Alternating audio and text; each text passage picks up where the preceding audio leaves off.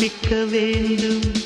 சேலை தலைப்பில் துவட்டிட வேண்டும், கல்லுச்சிலை போல நீ நிற்க வேண்டும், கண்கள் பார்த்து தலைவார வேண்டும், நீ வந்து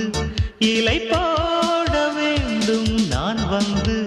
பரிமாற வேண்டும், என் இமை உன் விழி மூட வேண்டும், இருவரும் ஒரு சுரம் பாட வேண்டும், உன்னில் என்னை தேட வேண்டும். புத்தம் புது மலரே